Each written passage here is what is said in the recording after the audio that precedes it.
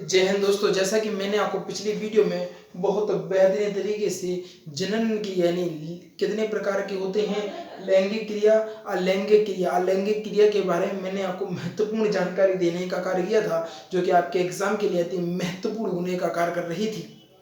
आज हम बात करेंगे लैंगिक क्रिया की। लैंगिक क्रिया किसमें होती है? मैंने आपको बताया था पिछली वीडियो में कि लैंगिक क्रिया मानव में होती है और उसके बारे में सारी डिटेल हम आपको देने का कार्य करेंगे, जो कि बहुत बहुत बहुत ज़्यादा महत्वपूर्ण होने का कार्य करती है। याद रखिएगा, यदि आप अपने जीवन से यह चाहते हैं कि नहीं, मेरा जीवन लाइफ टाइम के लिए सिक्योर रहे, तो आपको बहुत बढ़िया तरीके से पढ़ाई करनी पड़ेगी और माँ बाप की, पिता की फिक्र को फक्र में बदलने का कार्य करना होगा। अगर आप सोचते हैं कि यही सब सारे सपने मुझे पूरे करने हैं, तो आपको रेगुलरिटी मेंटेन करनी पड़ेगी, रेगुलर पढ़ना पड़ेगा। वीडियो को लाइक शेयर तो हम देखो भैया जी आखिरी में कहते हैं, कभी भी हमने नहीं कहा होगा शुरू में कि भैया जी लाइक करो शेयर करो, कभी नहीं कहते हैं, आखिरी में कहते हैं। आपको सभी लोगों को पता है, सिर्फ 2 शब्द कहते हैं आपकी जानकारी के लिए, आपको मोटिवेट करने का कार्य करते हैं, जिससे कि आप पूरी क्लास को बहुत बेहतरीन तरीके से देख सकें। आपको बता दें कि पूरा फाउंडेशन बैच चल रहा है, लगभग 50 वीडियो मैंने प्लेलिस्ट में बाहुबली बैच में अपलोड करने का कार्य किया है और लगभग ये बहुत बड़ा रेशियो होता है, एक बहुत बड़ा नंबर होता है। 50+ वीडियो यहाँ पर अपलोड हो चुकी हैं।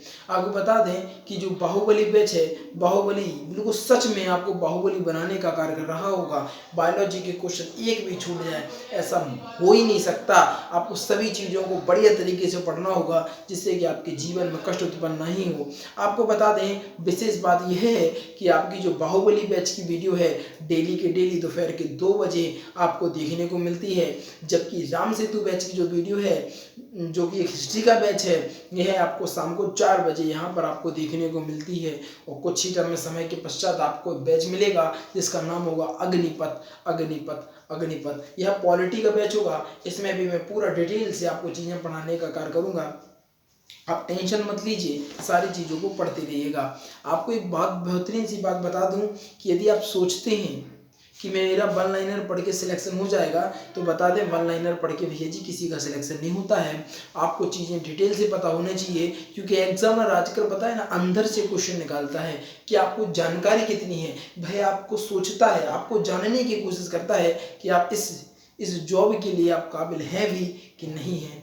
महत्वपूर्ण तो यह है कि अगर आप डिटेल से सारी चीज़ें पढ़ते हैं, तो आपको पता होगा, सारी चीज़ें क्लियर भी होंगी और आपको प्रत्येक चीज़ याद भी रहेगी। और उसी पे अगर वीकली रिवीजन हो जाए ना, तो सोने पे सुहागा वाली बात हो जाएगी। सारी चीज़ें आपको बढ़िया तरीके से रहेंगी। इसके बाद आज हम बात करेंगे लैंगिक क्रिया के, लैंगिक प्रजनन के बारे में। क्या होता है आप समझिए, यहाँ पर समझो भैया जी। यहाँ पर दिख रहे होंगे नोट में टेस्टोस्टेरोन हार्मोन्स। सबसे पहले तो आपको बता दें कि टेस्टोस्टेरोन हार्मोन्स होता क्या है।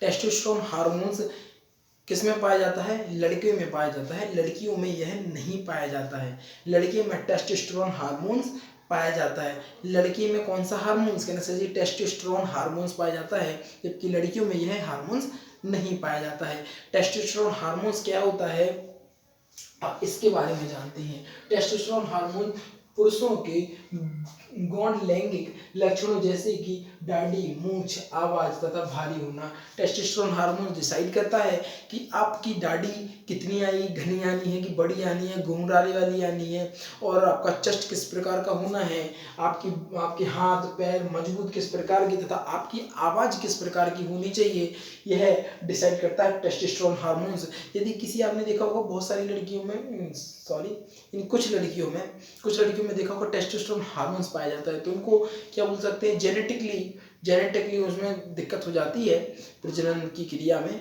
तो यह हार्मोन्स को बहुत कम, यानी 100 में से 1 लड़की की में अगर टेस्टोस्टेरोन हार्मोन्स हो जाती है, तो उनकी आवाज़ बहुत भारी हो जाती है, लड़कों जैसी आवाज़ हो जाती है, या फिर दाढ़ी आने लगती है। हार्मोन डिसबैलेंस की शिकायत होती है। हार्मोन डिसबैलेंस हो जाता है ना लड़कियों में, तो क्या पता उसमें दाढ़ी वगैरह आ जाती है, या फिर आवाज़ बहुत ज़्यादा भारी होने का कारण होने लगता है। टेस्टोस्टेरोन हार्मोन्स होता है एक्चुअली में लड़कों के लिए, और लड़के में ही यह पाया जाता है। इससे हमें क्या होता है, ये हमारी, इसके अलावा इसमें जो लक्षण हमें दिखाई देते हैं, देखो दाढ़ी हो गई, दाढ़ी का आना, मूंछों का आना, आवाज का भारी होना, इस प्रकार की क्रिया टेस्टोस्टेरोन हार्मोन्स के अंतर्गत आती हैं। इसके बाद बात करेंगे हम पुरुषों में जनन क्षमता 14 वर्ष की आयु से प्रारंभ हो जाती है। यानी आपको बता दें कि जो पुरुष यानी जो लड़के होते हैं 14 वर्ष की अवस्था में किसी भी लड़की को प्रेग्नेंट करने के लिए अप्रूवल हो जाते हैं, समझ लीजिए तैयार हो जाते हैं 14 वर्ष की अवस्था में। और यह रहता है आजीवन काल, जितना आप जीवन रहता है आपका तब तक आपको क्या बोल सकते हैं, आप क्या बोल सकते हैं, क्या ना सर जी, आप बच्चों को पैदा कर सकते हैं। लेकिन भैया जी जनसंख्या पर भी फोकस करिएगा। यदि आप अपने बच्चों को अच्छी परवरिश नहीं दे सकती हैं तो आपको उनको जन्म देने का अधिकार नहीं है। ऐसा कोई मतलब नहीं होता है भाई, जन्म तो कुत्ते भी दे देते अपने बच्चों को, बशर्ते आप इंसान हैं। यदि आप अपने बच्चों को जन्म देकर उनको अच्छे संस्कार, अच्छे वातावरण और अच्छी बातें ना सिखा सके तो क्या सिखा सके, आखिर क्या रहा आप में और जानवर में? कोई फर्क नहीं रहा। जानवर भी बच्चे पैदा करते हैं, आपने भी बच्चे पैदा कर डाले, कोई मतलब नहीं है जनसंख्या बढ़ाने का कार्य करेंगे। यदि आप उसी व्यक्ति को, उसी अपने बच्चे को बहुत बेहतरीन से संस्कार देंगे तो कहीं ना कहीं वो एक बहुत बढ़िया सी जॉब लेगा और जीएसटी टैक्स भरेगा, देश की उन्नति में सहयोग करने का कार्य करेगा। उसी तरफ आप एक नालायक को कर देते हैं ना भैया जी, तो वो आपका जीवन तो तबाह करेगा ही तरह करेगा, साथ में 4 लोगों को और ले डूबेगा। तो संस्कार महत्वपूर्ण है। अगर आपके बच्चे में अगर संस्कार नहीं है तो कोई मतलब नहीं है आप में और जानवर में, क्योंकि जानवर भी अपने बच्चों को संस्कार नहीं देता, आपने भी अपने बच्चों को संस्कार नहीं दे पाए। याद रखिएगा। आपको बता दें कि जो पुरुषों की जनन क्षमता होती है 14 वर्ष से प्रारंभ हो जाती है।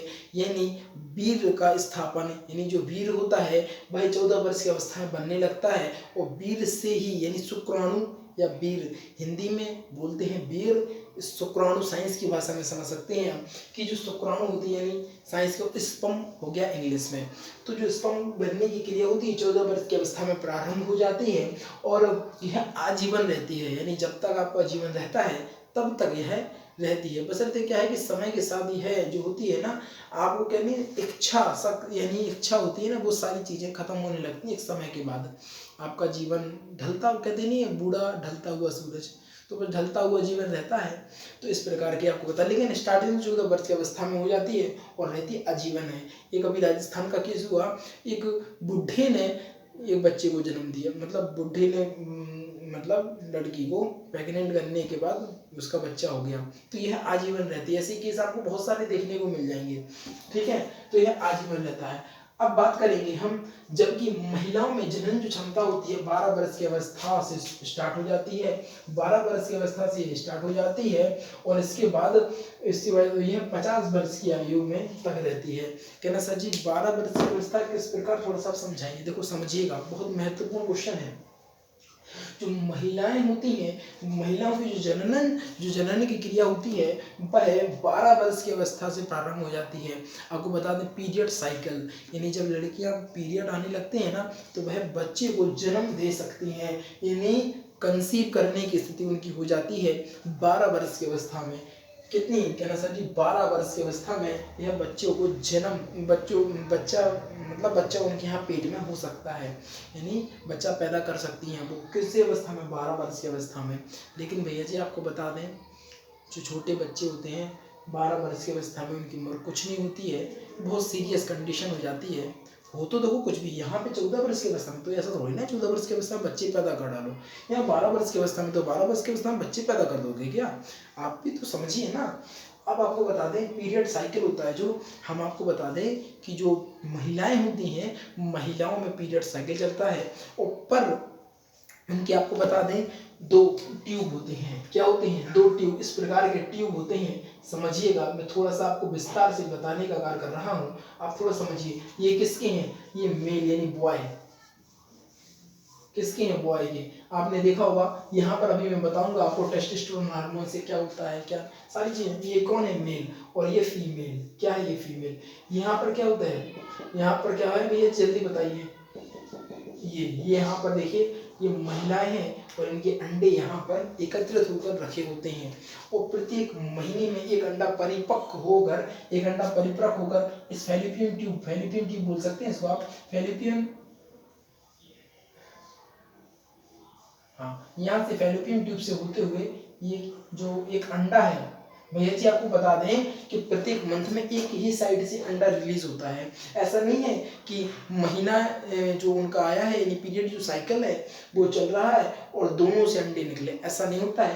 पर मंथ में जैसे एक मंथ में यहाँ से एग रिलीज होगा तो अगले मंथ इस वाली ओवरी से एग रिलीज होगा, ऐसा नहीं, दोनों का साथ कभी नहीं होता है।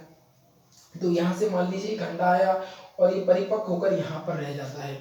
अगर आप क्या होते हैं किसी मेल के कांटेक्ट में रहते हैं, यानी मेल के कांटेक्ट में रहते हैं, तो इस माध्यम से यहाँ पर जो स्पर्म होते हैं, स्पर्म यहाँ से आके यहाँ पर जो एग है ना, एग को फर्टिलाइज करते हैं। एग को क्या करते हैं? फर्टिलाइज करते हैं। और एग को क्या करते हैं? एक अंडा है ना, अंडे को युग्मज बनाने का कार्य करते हैं। युग्मज बनता है, युग्मज से भ्रूण बनता है और भ्रूण बनने के बाद वह यहाँ पर यानी गर्भाशय में जाके स्थित हो जाता है, यानी गर्भाशय की दीवार से चिपक जाता है और वहीं से वह परिपक्व होकर और 9 महीने के बाद बच्चा यानी प्रेगनेंसी हो जाती है। तो इस प्रकार की क्रिया होती है।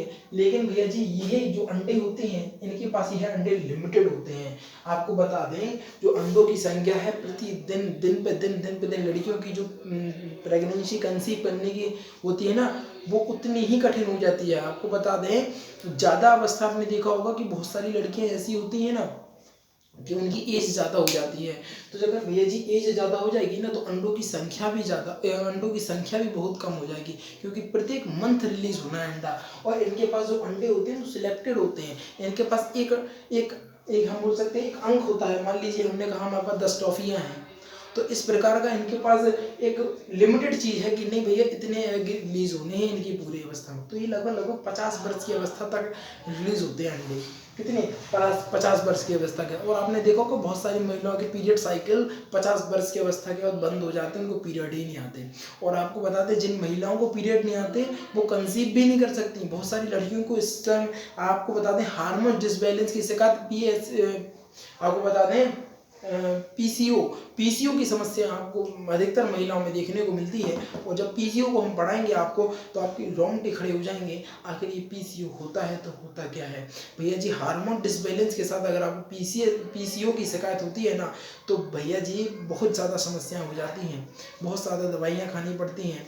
पर मंथ अगर आपको बेबी चाहिए है ना तो उसके लिए इंजेक्शन लगते हैं हार्मोन्स के। तो ये जो होते हैं ना, अगर आपको हार्मोन्स के इंजेक्शन लगते हैं ना, तो अगर आपको हार्मोन्स के जब इंजेक्शन लगेंगे तो यहाँ से एग है ना जो एक की जगह 2 रिलीज हो सकते हैं, 3 भी रिलीज हो सकते हैं। तो आपने देखा होगा जब हार्मोन से इंजेक्शन लगते हैं तो बेबी क्या पता कर 2 बच्चे हो जाते हैं, लगभग जुड़वा हो जाते हैं, डबल बच्चे हो जाते हैं। ज़्यादातर इसी केस में होता है वो, और कभी भी नहीं होता है ज़्यादातर। लेकिन जब आप हार्मोन्स के इंजेक्शन जब लेते हैं आप, तो हार्मोन्स के जब इंजेक्शन लेते हैं तो जो एग है ना वो एक के साथ 2 यहाँ मान लो इस साइड से निकल रहे हैं तो 2 अंडे रिलीज हो जाएंगे, 3 अंडे रिलीज हो जाएंगे इस प्रकार। तो 2 बच्चे हो जाते हैं। तो जुड़वा बच्चे जब आएगा तो हम आपको पढ़ाएंगे जुड़वा बच्चे कितने प्रकार के होते हैं, कौन सा बच्चा कैसा होता है, करण वजन वाला सीन तो नहीं है, सब कुछ बताएंगे, टेंशन मत लीजिएगा। बशर्ते वीडियो को पढ़ते रहिएगा और नोट्स बनाते रहिएगा। अब यहाँ पर समझिए कि अब आपको यह बात समझ में गई होगी, अगर किसी लड़की के पीरियड साइकिल नहीं आते हैं तो वह माँ नहीं बन सकती है। क्लियर है यह बात? समझो पीरियड साइकिल क्यों आता है, ब्लीडिंग क्यों आती है, आपको सारी चीज़ें मैं बताता हूँ। बशर्ते पता ये नॉलेज की बात है, आप लड़कों को और आप लड़कियों को सभी को यह नॉलेज होना चाहिए कि कौन सा क्या चीज़ क्या प्रकार है। देखो पीरियड जो साइकिल होता है भैया जी आपको बता दें प्रत्येक मंथ एक एग रिलीज होता है। क्या होता है? प्रत्येक मंथ एक एग रिलीज होता है।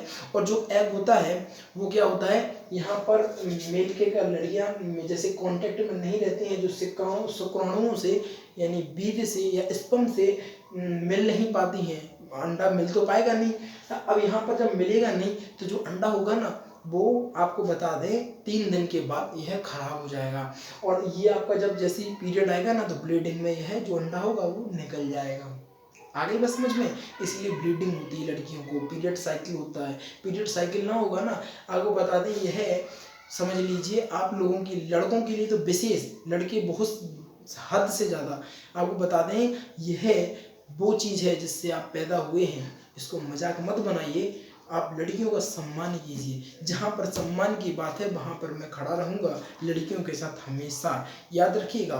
तो जो पीरियड साइकिल होता है वो प्रत्येक मंथ लड़कियों का होता है, क्या होता है, प्रत्येक मंथ लड़कियों का होता है। और जब भी आप कंसीव कर सकते हैं जब आप पीरियड साइकिल होता है आपका। बहुत सारी लड़कियां ऐसी होंगी, मैं बता दूं कि वह घर में नहीं बताती हैं कि हम पीरियड से नहीं होते हैं या पीरियड साइकिल हमारा नहीं होता है या टाइम ऊपर नीचे होता है। एक डेट फिक्स होती है, जैसे 28 दिन का होता है, किसी का 30 दिन का होता है, किसी का 27 दिन का होता है, किसी किसी का 25 दिन का भी होता है।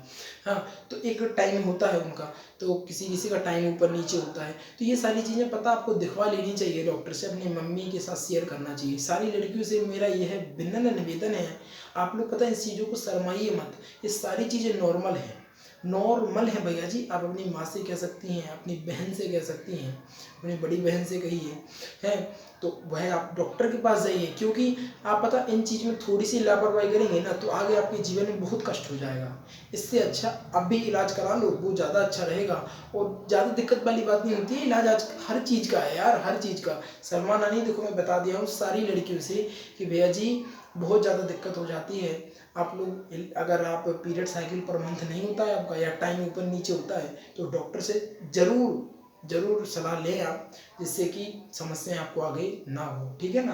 तो यहाँ पर समझ में आ गया होगा कि जो लड़कियां होती हैं तो 12 वर्ष की अवस्था से उनका जो पीरियड साइकिल यानी प्रारंभ होता है और 50 वर्ष की अवस्था तक रहता है। 50 वर्ष के बाद उनको पीरियड साइकिल नहीं आता है, यानी लड़कियां फिर तो क्या लड़कियां औरत हो गई, हाँ तो जो होगी ना लड़कियां वो फिर क्या होगा, उनका पीरियड नहीं आएगा और फिर बच्चे को कंसीव नहीं कर सकती हैं, प्रेगनेंसी उनकी कंसीव नहीं हो सकती, किसी भी हाल में नहीं होगी।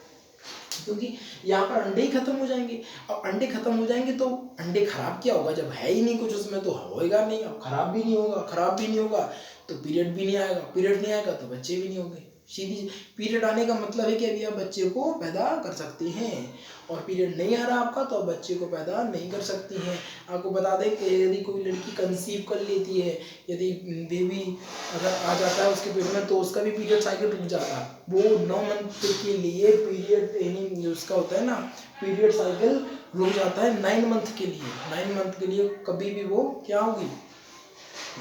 हाँ, अब इसके बाद समझिए आगे। मैंने आपको बहुत सारी चीज़ें ऐसी बताई हैं जो लड़कियों के लिए तो बहुत महत्वपूर्ण है और लड़कों के लिए भी महत्वपूर्ण है, क्योंकि भैया जी आपको भी जानकारी होना चाहिए, क्योंकि आप सम्मान करिएगा लड़कियों का कि वह आप लोगों यानी पता पैदा करने वाली माँ होती है यार, कौन होता है, माँ होता है पैदा करने वाली। तो अगर माँ का सम्मान ना कर सके तो जीवन में क्या कर सके, कुछ है ही नहीं शेष, है ना। अब यहाँ पर पढ़ेंगे नोट में, समझिए नोटा नोटा ऑक्सीनॉल, समझिए नामक जो दवा है वह शुक्राणुओं को मारने का कार्य करती है। आपको बता दें है शुक्राणुओं को मारने का कार्य करती है। महत्वपूर्ण क्वेश्चन है, यहाँ पर याद रखिएगा, महत्वपूर्ण क्वेश्चन लिख लीजिएगा इसको भैया जी।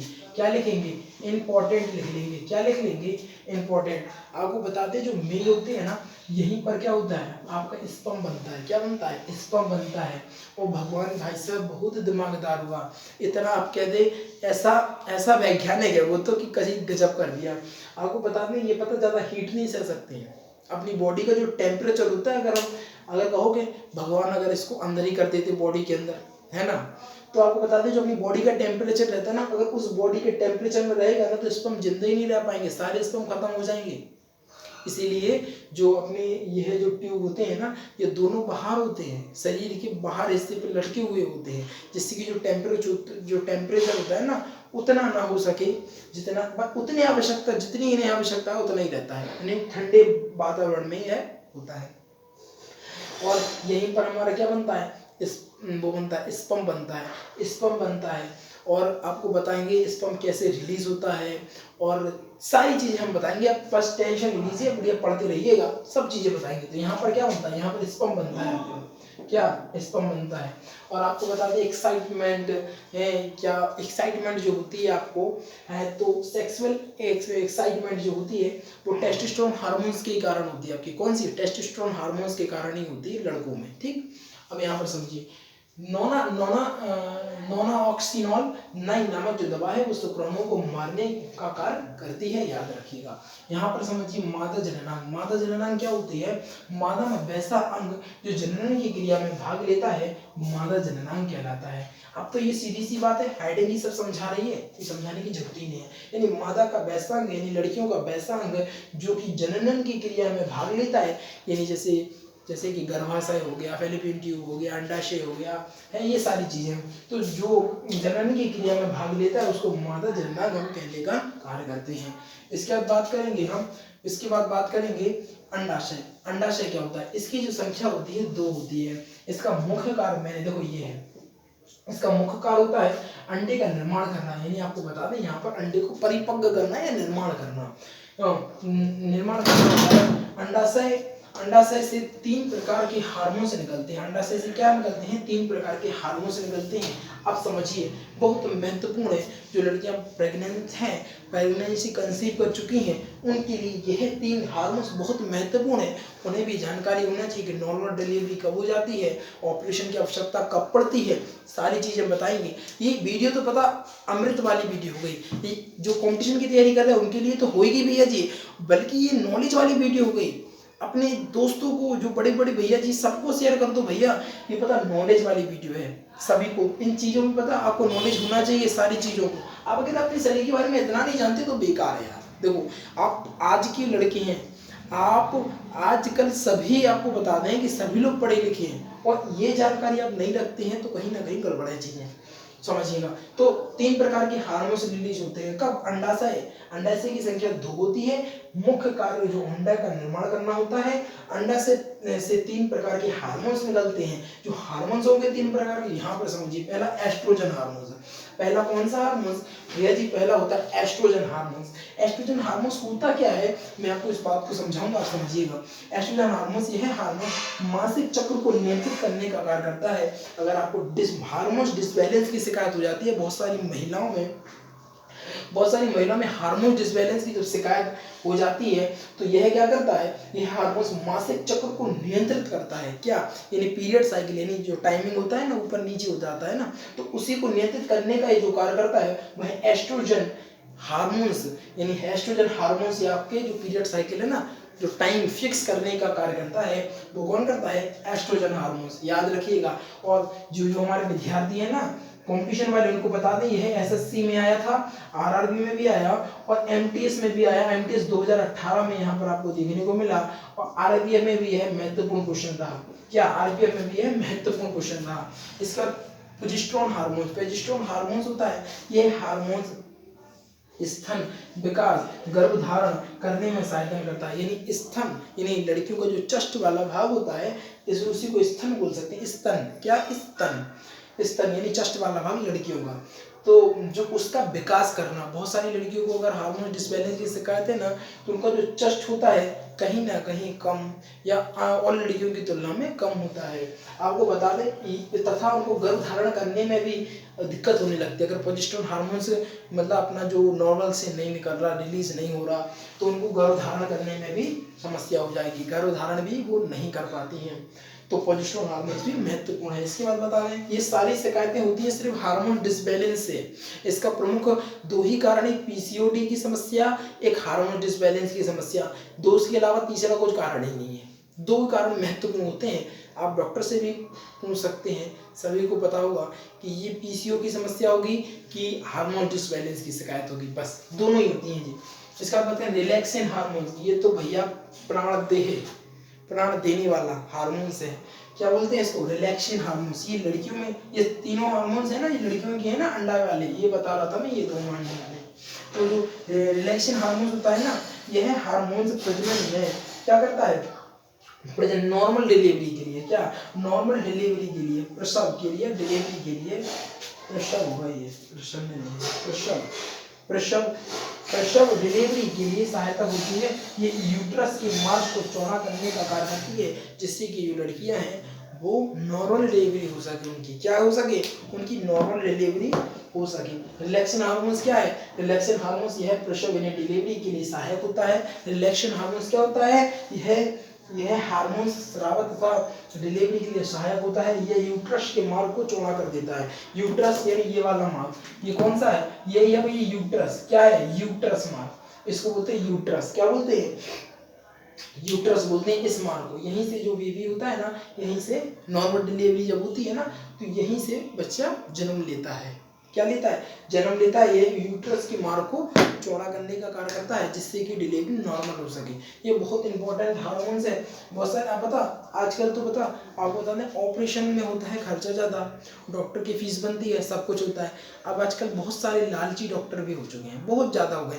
वो एक ऐसे मेडिसिन देते हैं जो रिलैक्शन हार्मोन्स को रिलीज ही नहीं होने देगा प्रेगनेंसी के टाइम पर। अब रिलैक्शन हार्मोन्स आपका रिलीज नहीं होगा तो नॉर्मल डिलीवरी होगी ही नहीं। अब नॉर्मल डिलीवरी होगी नहीं तो ऑपरेशन होगा, ऑपरेशन होगा तो उनका बिल बनेगा। ये बहुत सारे लोगों को देखने को मिलती है आजकल। पता नॉर्मल डिलीवरी कम होती जा रही है, जबकि आपको बता दें ऑपरेशन की डिलीवरी बहुत केस आपको देखने को मिलते हैं, बहुत केस मिलते हैं। तो रिलैक्शन हार्मोन्स आपको बता दें नॉर्मल डिलीवरी के लिए महत्वपूर्ण होता है, बहुत महत्वपूर्ण है। एक बार इसको रिवीजन कर लेते हैं, समझिएगा। टेस्टोस्टेरोन हार्मोन्स पुरुषों के गुण लैंगिक लक्षण देता है, जैसे कि दाढ़ी, मूंछ, आवाज भारी होना। पुरुषों में जनन की क्षमता होती है 14 वर्ष की आयु से प्रारंभ होती है तथा आजीवन रहती है, जबकि महिलाओं में जो जनन क्षमता होती है वह 12 वर्ष की अवस्था से ही प्रारंभ हो जाती है और 50 वर्ष की अवस्था के बाद यह समाप्त हो जाती है। नॉनस्टिनॉल नामक जो शुक्राणु को मारने वाली दवा है। मादा जननांग मादा के वैसे अंग जो जनन की क्रिया में भाग लेते हैं मादा जननांग कहलाते हैं। अंडा से इसकी जो संख्या होती है 2 होती है। मुख्य कार्य अंडा का निर्माण करना होता है। अंडा से में 3 प्रकार के हार्मोन्स निकलते हैं। हार्मोन समझिए, पहला एस्ट्रोजन हार्मोन, प्रोजेस्टेरोन हार्मोन तथा रिलैक्सेशन हार्मोन। प्रोजेस्टेरोन हार्मोन यह मासिक चक्र को नियंत्रित करता है। प्रोजेस्टेरोन हार्मोन यह स्तन तथा गर्भधारण में सहायता करता है। रिलैक्सेशन हार्मोन यह स्राव यानी डिलीवरी में सहायता करते हैं, यूट्रस के मार्ग को चौड़ा कर देता है। आपको मैं आशा करता हूँ कहीं ना कहीं जानकारी बहुत बेहतरीन लगी होगी, बहुत बेहतरीन। ये आपके लिए पता नॉलेज वाली वीडियो होगी। क्या हो गई, नॉलेज वाली वीडियो हो गई। और इसको तो सभी को शेयर करना बनता है। क्या बनता है, बनता है। और पता आपको इस बार आरआरबी ग्रुप डी में सबसे ज्यादा क्वेश्चन यहीं से उठे थे। आपको पता सारी चीजों की नॉलेज होना चाहिए। बहुत सारे ऐसे लोग होंगे जो गांव से रिलेटेड होंगे, उन्हें इन सारी चीज़ों की जानकारी नहीं है, लेकिन उनको भी यह जानकारी होनी चाहिए। जल्दी से शेयर कर दीजिए अपने गांव के ग्रुप में, जल्दी से शेयर कर दीजिए अपने यार दोस्त चाहने वालों के ग्रुप में, क्योंकि बहुत बेहतरीन सी वीडियो आज की थी। और आपको बता दें, एक बार मैं फिर से बता देता हूँ कि वीकली रिवीजन तथा डेली रिवीजन में विशेष ध्यान दीजिएगा, जीवन में कष्ट उत्पन्न नहीं होगा। गारंटी देता हूँ, पूरा फाउंडेशन बैच पढ़ा रहा, कोई नहीं पढ़ाता, मैं बार बार कह रहा हूँ, कोई भी नहीं पढ़ाएगा, पूरा पढ़ा रहा है, मतलब कुछ भी नहीं छोड़ा भाई साहब, कुछ भी। बायोलॉजी में कुछ नहीं बचेगा, गारंटी देता हूँ इस बात की। याद रखना। इस साथ वीडियो को समाप्त करना चाहूँगा। याद रखिएगा, जो नए विद्यार्थी है वीडियो को लाइक कर दीजिएगा, चैनल को सब्सक्राइब कर दीजिएगा और शेयर करके आइएगा अपने यार दोस्तों और चाहने वालों के साथ, क्योंकि आज की जो वीडियो थी कहीं ना कहीं बेहतरीन, गजब और लाजवाब होने का कार्य कर रही थी। इसी साथ वीडियो को समाप्त करता हूँ। आपका जीवन आनंद रहे तथा आप जीवन में आनंदित का भाव आपका उत्पन्न होता रहे। Thanks for watching. और इसका स्क्रीनशॉट ले लीजिएगा आप लोग।